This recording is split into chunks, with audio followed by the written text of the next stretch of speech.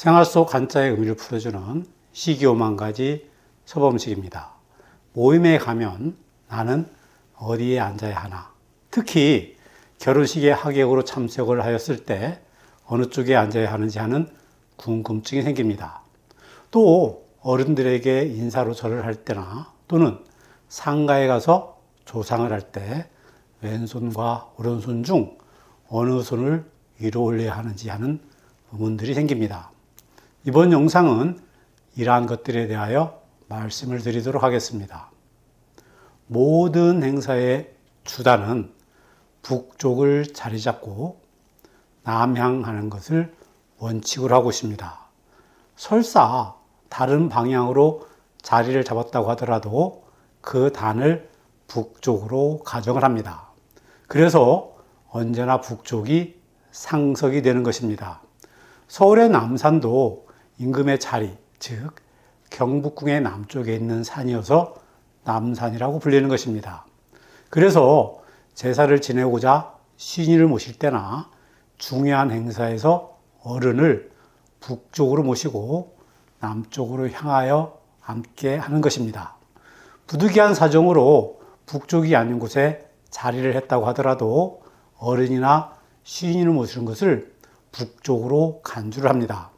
어른이 앉아 계신 자리를 기준으로 해서 어른의 왼쪽 편이 동쪽이 되고 오른쪽 편은 서쪽이 되는 것입니다.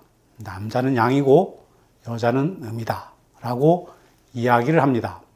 여기에서 양은 좋은 것이고 음은 나쁜 것이다 라는 의미는 절대로 아닙니다. 동쪽은 해가 뜨는 양이고 서쪽은 해가 지는 음이 됩니다.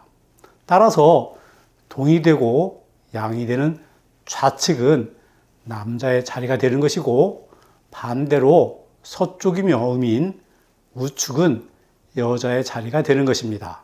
즉 북쪽의 자리를 잡고 남쪽을 향하고 남자는 좌측이고 여자는 우측의 자리를 하는 남자 여우의 근원은 음양의 이치와 방위에서 연원이 되었다는 것을 알 수가 있습니다.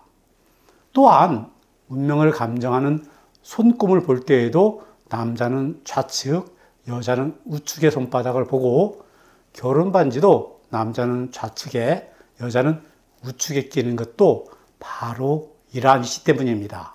즉 간단하게 남자 여우, 남동 여서 이것만을 기억하시면 됩니다.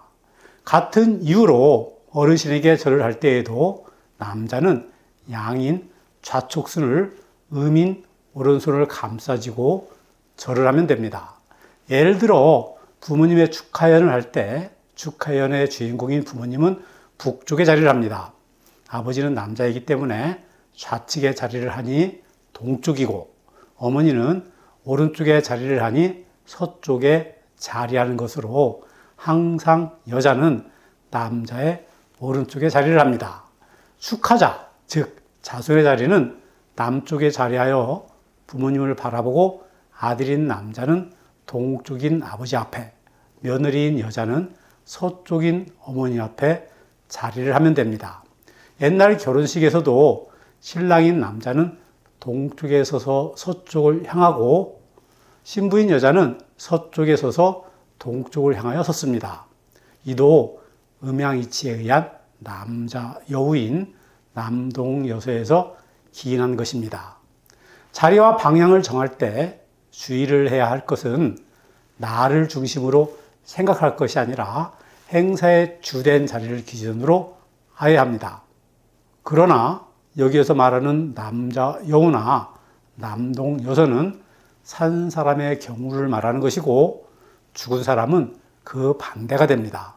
왜냐하면 살아있는 자들의 세계는 양의 세계이고 죽은 자들의 세계는 음의 세계가 되기 때문입니다. 죽은 사람을 산 사람과 같이 할 수는 없어서 반대로 하는 것입니다.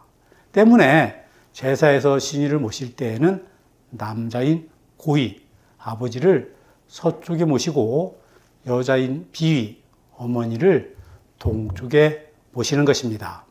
이를 일컬어 고서비동이라고 합니다. 무덤에 부부를 쌍분이나 합장할 때에도 남편이 서쪽이고 아내가 동쪽이 되는 것도 바로 이 때문입니다. 이것만 기억하시면 됩니다. 살아있는 사람의 행사에는 남자, 여우, 그리고 죽은 사람과 관련된 행사에는 반대로 이것만 기억하시면 됩니다. 자기에게 맞는 자리를 찾아 앉는 것도 아주 중요한 일입니다. 여자는 여우다. 꼭 기억하시기 바랍니다. 감사합니다.